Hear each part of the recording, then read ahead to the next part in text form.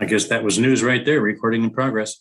Okay, I'd like to call to order the City of Sumner City Council study session. The date is the 23rd of August and the time is 6 p.m. Once again, a reminder, on June 30th, Governor Inslee issued the Washington Ready Guidelines, effectively reopening the state of Washington and removing the COVID-19 restrictions. The City of Sumner certainly looks forward to welcoming members of the public to its meetings in person, but until further notice, will continue to conduct its meetings 100% virtually using the Zoom platform. And the public has been invited to attend this meeting using the Zoom access meeting information on the council agenda and on our website. With that, absent Michelle being on here, I will call the roll. Councilmember Botetto. Here. Councilmember Brown. Here. Councilmember Hamilton. Here. Deputy Mayor Hayden. Here. Councilmember Hochstetter. Here. Councilmember Newman. Here. And Councilmember Reed. Here. All council members are present. Thank you very much. We have 3 items on regular business. The first one is an annexation request involving the Houston Road parcels. But before I turn it over to Mr. Windisch, this is a little bit different item in terms of process and in terms of public participation. So I'd like to call on City Attorney Andrea Marquez to give us an explanation. Andrea.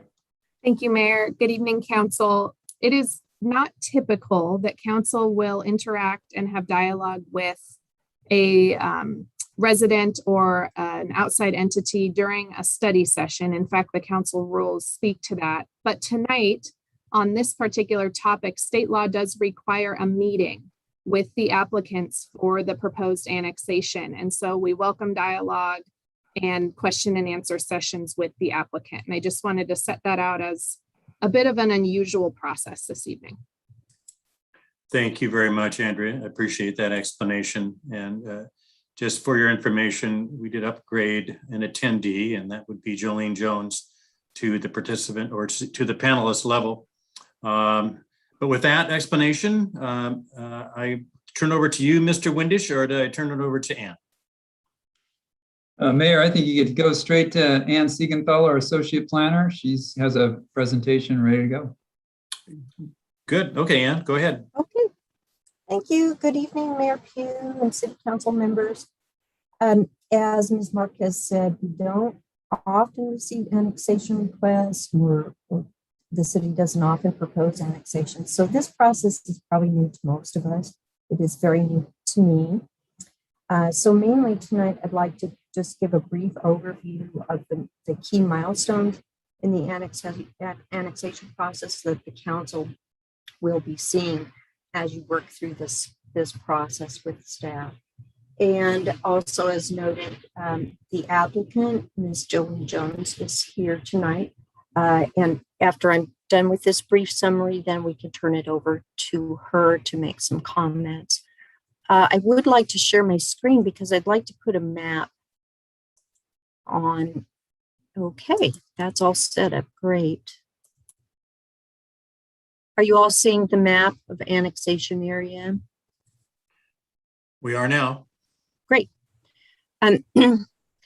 So the area proposed for annexation is an area we refer to as the Houston Road parcels. It's primarily this core area here shown in purple.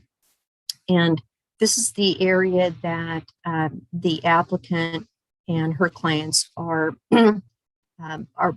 proposing to annex. And then in addition to that, the total annexation area actually includes a couple of other areas. One area is up here at what we call the Snyder Petroleum parcel. So this is Snyder Petroleum here. Actually, it's the city limits line bisects Snyder Petroleum, even going through one of their buildings. And this annexation sub area, if you will, includes a couple of other smaller parcels. And then another area proposed to be included in this annexation is down along the West Riverbank. And It includes 2 private parcels where, again, an old city limits line bisects the parcels, and it includes a Sumner Link Trail parcel owned by the city of Sumner. So those are the key areas outlined in purple here. And first of all, the proposal stems from a request by the applicant and these particular property owners, but staff has recommended that the total annexation area include all of these parcels so that we can end up removing some of the old city limit lines, and that we can end up with a much more logical city limit line, which then would be around here to the outside perimeter of these parcels. And again, I'd like to just go through the steps really quickly in the process. This is the first step. And these steps are actually laid out in state law. So we're bound to follow these steps in a particular sequence. And this first step is for the applicant and the applicant representing the owners to submit a written notice of intent to annex. And they have done so, and that letter is in your packet tonight. Then the next step will be for the city council to provide direction on the annexation. And that would be to either accept the annexation, deny it, or modify it. And what staff is asking the council tonight is to authorize the annexation to move forward as proposed. So this will be mostly an agreement on the direction that you would like the annexation to move. And if the council agrees, then the next step will be for the council to adopt a resolution that officially authorizes the petition to move forward. And we're scheduled to come back to the city council with that petition. If you are okay with moving forward, we propose to come back with that on September 20th. Then after that key milestone date, the applicant then proceeds to collect all of the remaining signatures that are needed on the annexation petition. And that would be 60% of all the owners of 60% of the assessed value of the parcels included. And then once that petition is complete, the applicant submits that back to the city, staff reviews it, and then we set up a public hearing for the city council to take any testimony from owners or people in the area and the applicant on the annexation. And we, of course, go through all of the normal public noticing for that public hearing. And then after the public hearing, depending on the council's direction, we would officially adopt the annexation by an ordinance. So those are just really quickly the steps, the key steps that you can be anticipating in this process. And I'd be happy to take any questions on this. Also, our city attorney is available to help with questions. Since she's probably the most familiar with the annexation process, she's been very important in helping staff sort through this annexation process. And if there are no questions, I will turn it over to the applicant. Well, yeah, before you turn it over to the applicant, and as a point of clarification, really what you're asking for is if there's any objections from the council to bringing a resolution before them to consider, moving forward on the annexation. Is that correct? Yes, thank you, Mayor Pugh. That was very clearly stated. Yeah, because we don't vote at a study session, but I would just want to see if there's any objections to moving forward in the manner you described.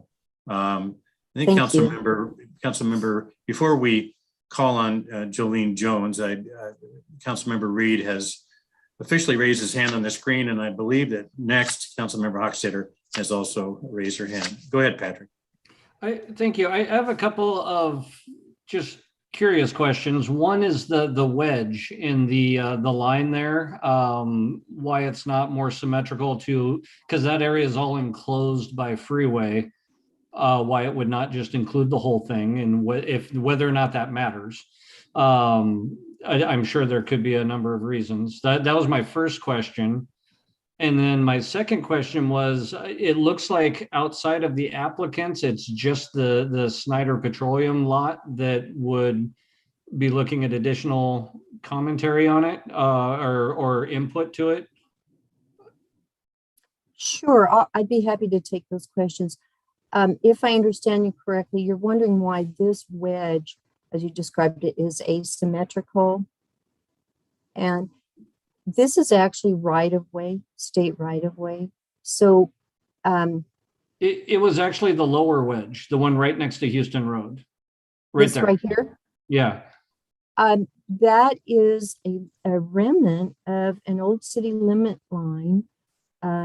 It may have had something to do with following the river and old patterns of development, but this has been in the city now for some time. Okay. And so the Wayne's roofing site, which is this area here, is actually bisected by this old city limits line that creates this wedge. And so we'd like to bring that in. And so would the Wayne's roofing folks, we'd like to bring in the rest of this parcel. And so that would eliminate this wedge. And that answers my question. That makes total sense that the old line already exists there and that it would be basically filling it in or extending it out to include the rest of that group. That's What correct. about the little patch below that? Because I see that the other up the river, it shows the annexation, but not, is that also already established city limit? Right below Houston Road there? This area in Right there. here, yes, this area is actually not included. And again, I don't know all the history of the old city limit lines, but I understand this might have been an old remnant of a road or a riverbank, an old meander of the river. So the city limits line runs down here and swings in and then crosses back Okay. over the river. So these two private parcels are actually bisected by the city limits line. And so we'd Okay. like to just shift all that out and encompass all of these areas in the new city limits. That makes sense. That actually answers my question. The way I was looking at it, it was just the way that the lines laid out was, I wanted to make sure. So that answers my question. Other than did the folks that own the Snyder property, did they also sign on to the request? I will let Ms. Jones answer that. We have a list of property owners who have signed so far, and I'm sorry I don't recall. Sure. It's in your packet. Patrick, it's in your packet. Okay, page I missed that 26, part then. And Thank you. has Steve Snyder's signature on it. Thanks. Excellent. Okay, Okay, thanks, Patrick. Cindy. thank you. Okay, and I can't tell from your map, but on mine, it looks like the river runs somewhere through there, and then the yellow part is partly on the other side of the river, the part that's designated town center. Yes. So Now, okay, so why hasn't that been city limits? Isn't there homes along there? yes, that's correct. So the city limits line, they are a very odd shape. They actually, instead of following a logical area, which would be, say, along the riverbank or along Houston Road, the old city limits line extends down here. It swings across the river, cuts across these two private parcels and back up. And so that's been like that for many, many years. And that's exactly why we'd like to see that cleaned up and make sure that all of that is included within the city limits. It's just simply more logical. So have they received city services from there? I'm sorry, council member, you're being cut off a little bit. Could you repeat that? Have they been receiving city services in the little lower kind of yellow-green area? In this area, one of these parcels is the city of Sumner Link Trail here. This is one residential parcel, and this is another residential parcel. So these two parcels have been receiving city services because their homes are located in the city. And that's what makes this city limit line so odd. So they do receive city services, but this part of their parcel, which is pretty much open field and trees, is actually out in Pierce County. Okay. Okay, so this acts as sort of a cleanup over there in that part then. Okay, thank you very much. Yes, I thank have you. I have no objection to any of this. Okay.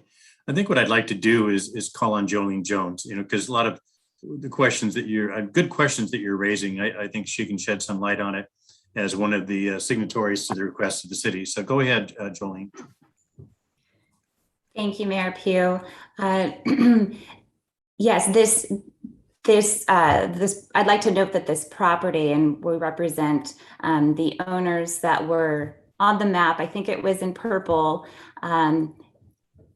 that are in support of this annexation. And we just went through this spring the process of updating the comprehensive plan map amendment so that property is light industrial. It's a compatible use. It's now used for outdoor storage and warehouse use. So it is compatible with the area around Houston Road. It does include a few residential properties, as Ann just spoke to, that on the south side of the river, it does dissect parcels right in the middle of the parcels.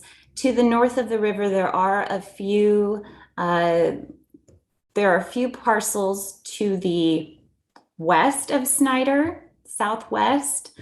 One has a residence on it, and the other two lots are vacant. I will note in full disclosure that I own the smallest triangle parcel next to 167. The applicants that have signed this are the major landowners in this, including Snyder, Waynes, and the Houston Road Property LLC that are shown in purple.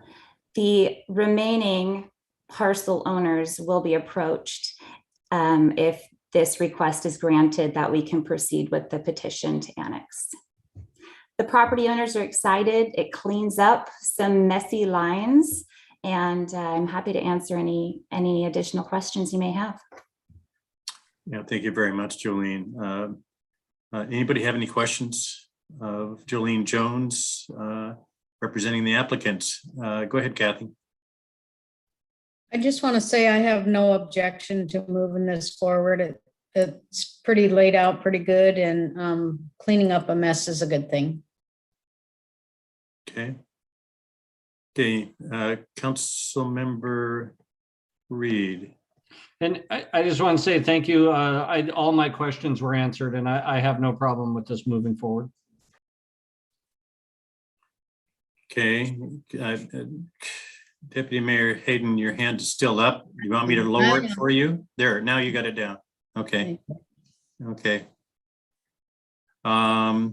Okay, so unless I hear any objections from the council, the intent would be to continue in the annexation process in which the council would be considering a resolution authorizing the petition to move forward.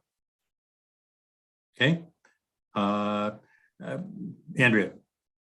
Thank you, Mayor. I just wanted to clarify one additional or a few additional things. The purpose of tonight's meeting is for three reasons. The first is to approve the annexation area as proposed, or if you wish to modify or reject it, tonight's the chance. It sounds like there's a consensus. God help us that if we try to mess with that one. Councils have in the past. The second purpose of the meeting is to require that the proposed annexation area assume outstanding city indebtedness. And I just wanted to be very transparent that there is no current city indebtedness that would need to be assumed by this area. So that's a little bit null and void for tonight's purposes. The third purpose of the meeting tonight is to determine the zoning designations that would apply, and council can choose to apply zoning designations. But again, in full transparency, the last iteration of the comprehensive plan already took care of the zoning designations for these parcels. So the real question before council tonight is whether or not the proposed map is approved to move forward. Okay, unless I hear any objections from the council on the proposed map to move forward with its designations. Going once, going twice, don't hear any objections. Okay, we're good to go. And Jolene, thank you very much for coming here tonight. You're also good to go.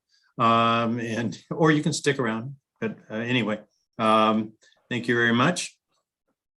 Okay, we'll now move on to, which is a mouthful, the mandatory emergency and transitional housing zoning code updates. And I take it I would call on you, Mr. Windisch. Yes, Mayor, thank you. Members of the City Council. So tonight I wanted to give a presentation on some state law that's been passed, was passed in 2019. I'll go ahead and start sharing my screen. So you can see the presentation.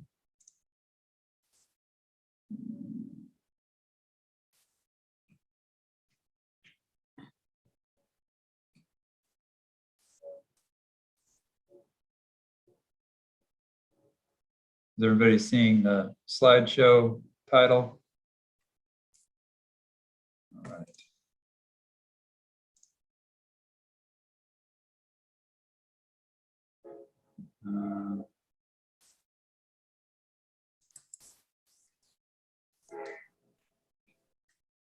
For some reason, I can't see everybody else.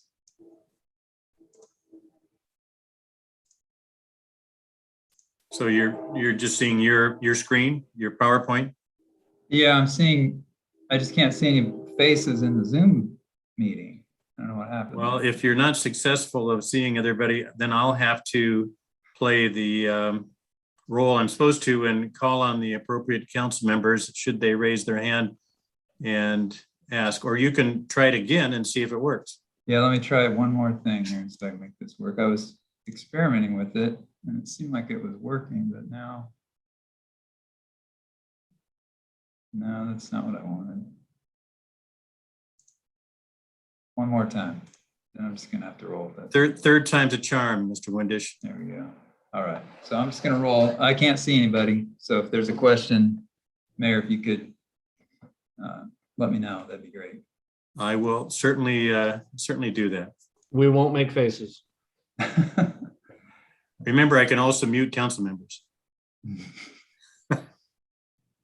So the engrossed substitute second House bill was adopted in 2019, and it requires that by September 30th of this year, the city no longer prohibit certain types of housing in appropriate zones.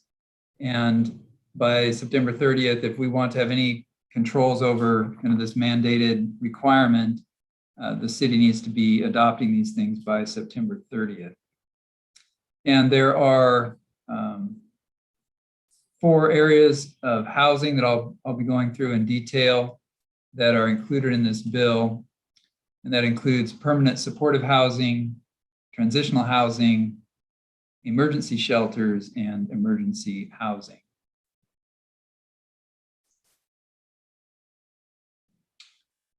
So the House Bill 1220 allows for the city to adopt certain reasonable occupancy, spacing, and intensity of use requirements by ordinance to protect public health and safety. And it was adopted, the bill was really adopted to lower the barriers to allowing certain types of housing in communities that would benefit those experiencing homelessness and those who are on the brink of homelessness. So these are state requirements. They preempt the city's zoning authority. So we can have, as I've already mentioned, some conditions and performance standards on these uses to minimize their proliferation and potential impacts. But really, at the end of the day, we're required to accommodate these housing uses. And the restrictions that we're proposing, they can't be so restrictive as to prevent the siting of a sufficient number of these types of housing options that are necessary to accommodate each city's projected need for such housing and shelter. And in light of that, when we look at the point in time count that's done annually in January, where we go out and we try to assess and count how many homeless people are, or how many of those people are experiencing homelessness within the community. We found in 2019, there were 19 individuals experiencing homelessness. So we're trying to use that number, rounding it to 20. So you'll see those numbers coming out of the regulation as well. So what is permanent supportive housing? It's really set up for those who might be experiencing homelessness or risk of becoming homeless. And it's intended to be, whoops, now I'm shooting all over the place. Excuse me. That was a quick meeting. While I get myself oriented, I have the actual definition up on my screen that I was going to try to be really smart and let you know that I've got this all under control.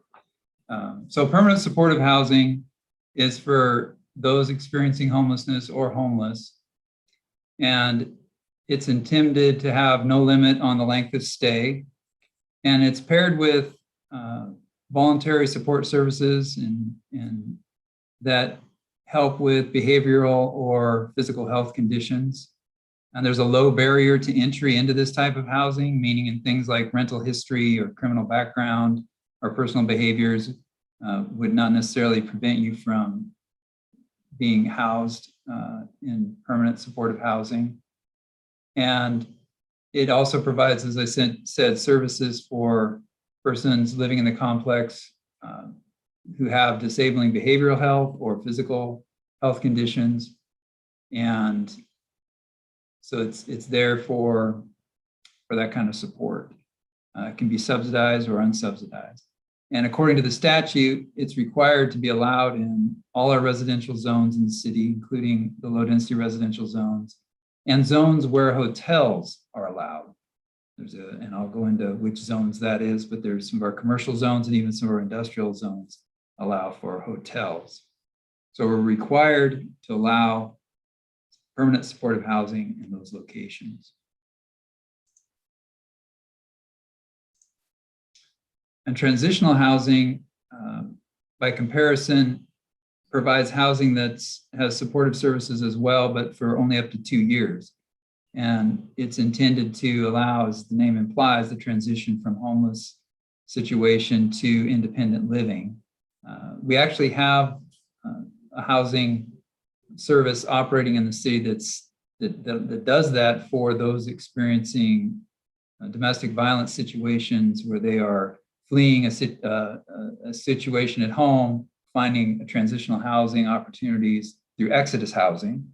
And then once they've kind of gotten out of that situation and helped reestablish their life, they're able to move from Exodus housing that's being provided into permanent housing. So we already have some transitional housing in Sumner. And emergency housing is temporary indoor accommodations for individuals or families at imminent risk of becoming homeless. And for emergency housing, it provides basic health, food, clothing, and may or may not require a lease or occupancy agreement. Occupancy agreements or lease agreements, I'm sure you're familiar with what a lease agreement is, but an occupancy agreement is similar. There's some stipulations as to when the person or the tenant or the family may have to leave the accommodation, some understanding of maybe where they could go on the property or not, that kind of thing. So that may or may not be a requirement. And emergency housing is allowed in zones are required to be allowed in zones where hotels are allowed.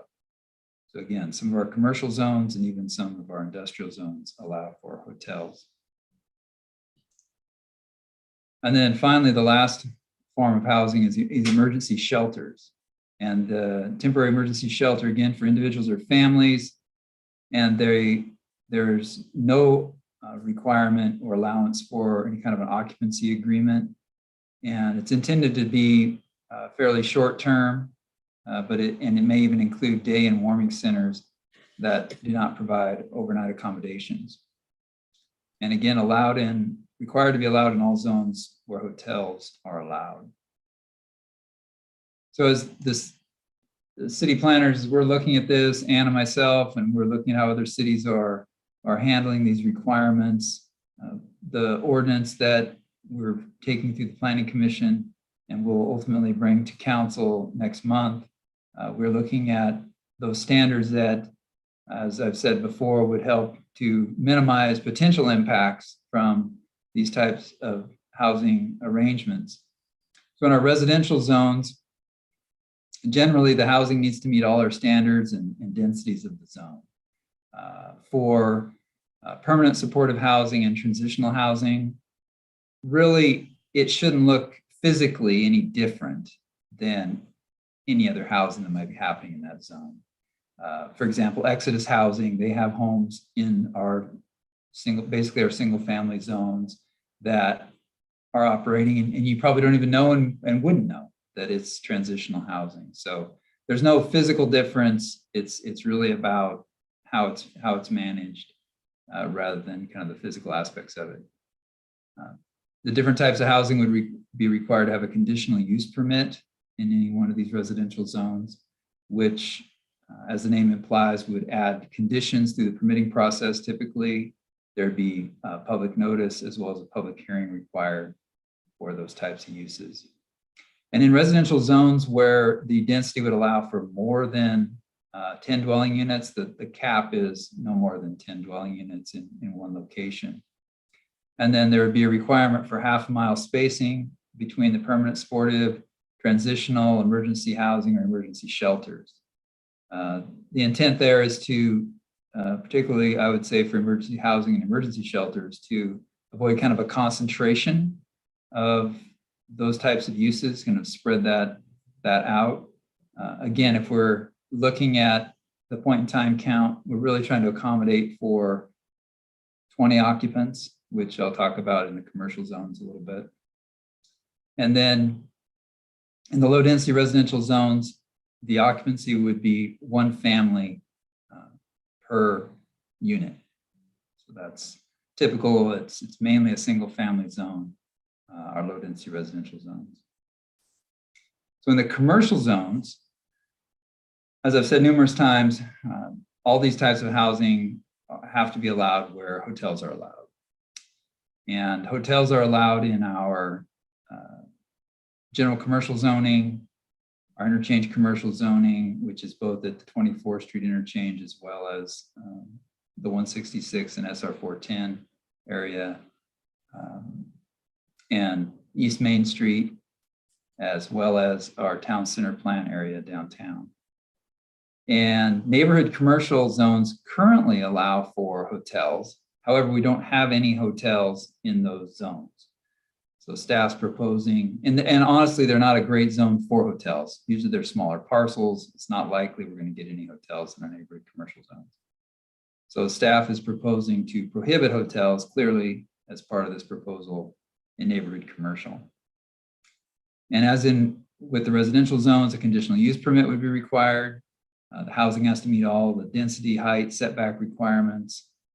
And for indoor emergency shelters, the housing limited to 5 families or 20 occupants. And then for permanent supportive housing or transitional housing, the maximum would be 25 dwelling units per acre. And again, half-mile separation between the different types of housing uses. And finally, our industrial zones, and I'll show you on the zoning map, but we have a couple of areas of our industrial zones that have good freeway visibility and access. And they've been left open. They were strategically left open for retail and hotels, staying outside of our more intensely developed industrial zones. And so they allow for hotels. I really doubt any hotels are going to locate in these areas, but we still need to address it. So similar as it's all the same standards as our commercial requirements, meeting all our density, maximum 25 buildings to the acre, up to a maximum of 10, and then accommodate 5 families or up to 20 occupants and a half-mile separation.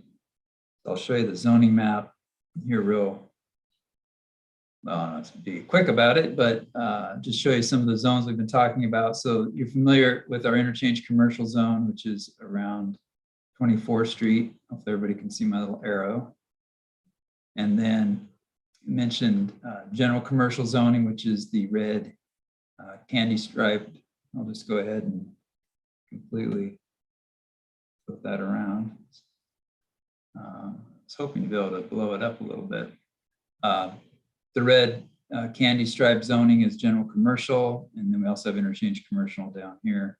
And then that bit of industrial property that's available for hotels is the area that's just has the single kind of pink colored cross hatching here, angled crosshatch here, up on the hill, and then further down here at the southern end between SR 167 and West Valley Highway. Again, those areas are all developed as far as I can remember for pretty much everything.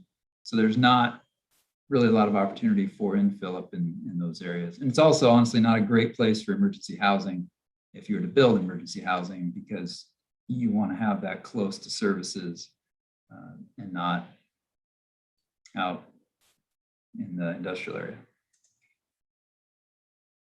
So as I mentioned, the Planning Commission's taking a look at this right now. We had a study session last Thursday. We're scheduled to have a public hearing on these changes September 2nd, and be bringing it back to council September 13th for another study session to hear the Planning Commission recommendation, and then on to council action September 20th in order to meet the deadline by September 30th. So that's what I have so far. I'll stop sharing my screen for now so I can see everybody. I don't know why I couldn't see anybody, but I'm That's back. all right, Ryan. There was no hands raised during your presentation. So, so this is a warm up, right? Correct. Yes, this is a You're, warm up. and sort of getting the council the basic information, because now you're going to go through the Planning Commission and get your comments and process, and then you're going to come back to the council, another study session prior to them taking official action. Correct. Yeah, I wanted to have the opportunity to provide advanced information because we're trying to move this through and you know make it clear that it's really a state mandate. We're doing what we can to try to, I think, manage it properly, but nonetheless, it's going to be a requirement no matter what. Okay. Questions, comments council members have for Mr. Windisch? Go ahead, Cindy. Mr. Windisch, what would be the incentive for someone to build one of these? Is it not a private developer, but more of a like a state agency or something? I guess I'm trying to figure out who would be coming in and wanting to put in, because these all sound like fairly large facilities. Yeah, I think what we would see is either a public agency or a nonprofit. I don't know if there's a profit motive here. I think it would be public or nonprofit. Okay. Okay, thank you. Go ahead, Charlotte, and then Patrick. Thanks. Ryan, did you say this is about to go in front of Planning Commission, or have they already started looking, like taking some things into consider? They've started their discussion and continuing? Correct. Okay. They started their discussion last Thursday. They held a study session. I gave them basically the exact same presentation as I'm giving you tonight. And then we'll hold a public hearing on the 2nd. Okay, were they just starting to process? I guess what I'm wondering is, and I kind of would like to start this habit on other things that come from planning commission, but if it seems appropriate, and especially if there's like healthy discussion between them and taking things into consideration, I'm wondering if at the study session, when it goes in front of council, if we could possibly also invite a planning commissioner to attend and maybe offer any perspective of certain things they took into consideration or what their deliberation process was. We certainly could do that. In the past, we've had the chair of the planning commission attend study sessions and try to recap kind of the discussion points from the planning commission. Okay, thank you. I think that'd be a good suggestion. Go ahead, Patrick. Thank you, Mr. Mayor. And Ryan, it's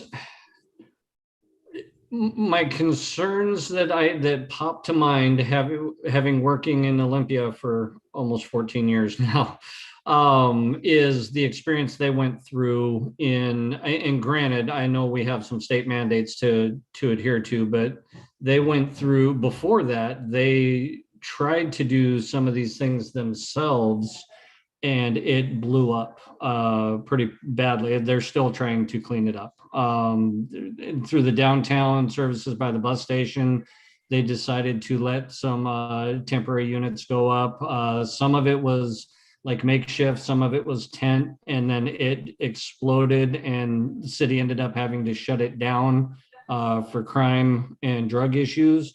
And it ended up costing the city well over $300,000 to clean up, which they're still trying to do.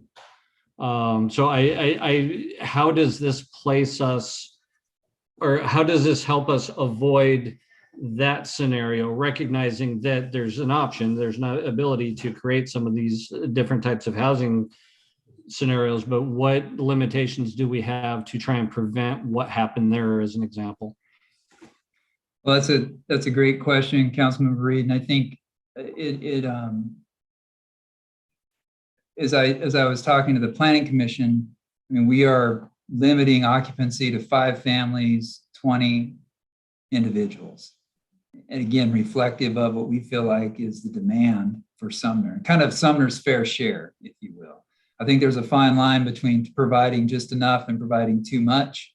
I don't think it's Sumner's goal, and let me know if it's different, to be an attractant, to attract homeless to, or folks experiencing homelessness to Sumner, but we want to try to kind of take care of our own like we do at our food banks and our local charities, and not become a draw.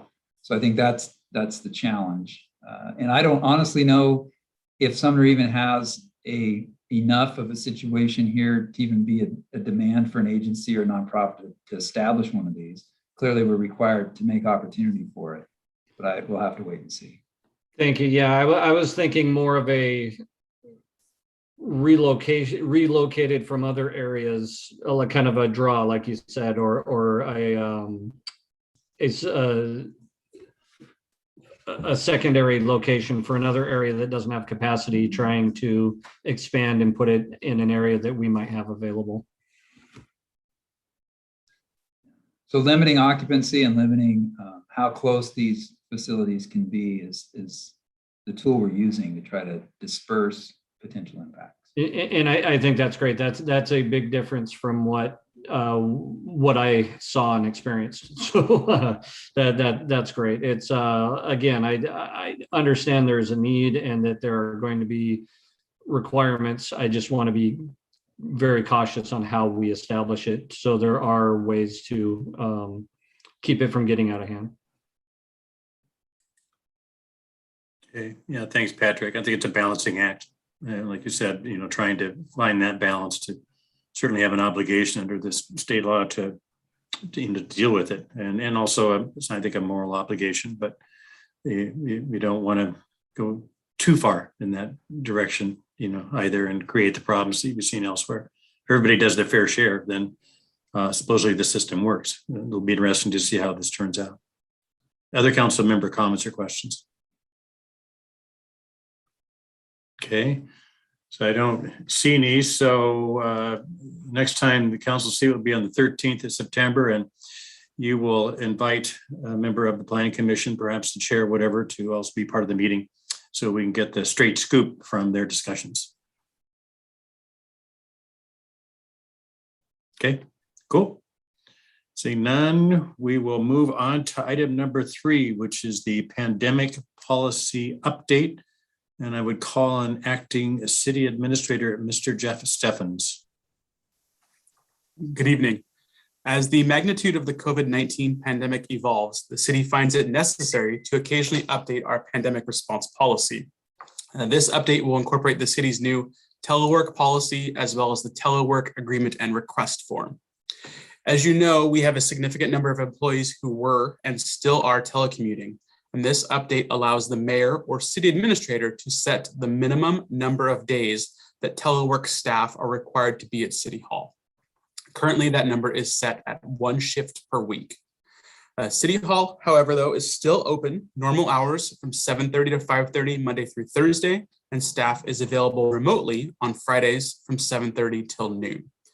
We are working to achieve the right balance of staffing with enough people here to help customers and not too many to help protect our workforce in case of an outbreak. This policy update will be before the City Council for approval at our next regular meeting on September the 7th. And with that, I'm happy to answer any COVID-related questions. Which is scary. Jeff, questions council members may have. Mr. Steffens? Comments? I know that in discussing that with both Jeff and Jason, tried to land on the side of caution on this thing, especially given the increased case counts that are happening with the Delta variant, is that trying to limit the risk of exposure. We're hoping to be more open in terms of involving more people at this point, but obviously, given what's happening out there, that isn't possible. So go ahead, Barb. Is there a mandate for vaccinations for the staff, or is it just purely their choice and then just wearing masks when they're around anybody, or everybody is required to wear masks? So yes, city staff are encouraged to get vaccines, but not required. They are required to wear masks when they're out in a general public area. Like currently, I'm by myself in my office with the door closed. I can remove my mask. Okay, good. Okay, thanks, Barb. Any other questions or comments by council members? Mr. Steffens, we will see this. Cindy's raising her hand. The 7th of September, correct? Okay, Cindy, I'm sorry. Anybody else? Cindy, did you have a comment or question? Yeah, Mr. Steffens, I want to make sure I'm reading this correctly. The changes are what is printed in red. Is that correct? Your additional things that you're adding and your little changes? Yeah, there was just the one section that's in red. I know that there was some other typeface that was in red, and those were changes from the last one that didn't get changed it back to black text. Okay. All right. Thank you. Okay, thanks, Cindy.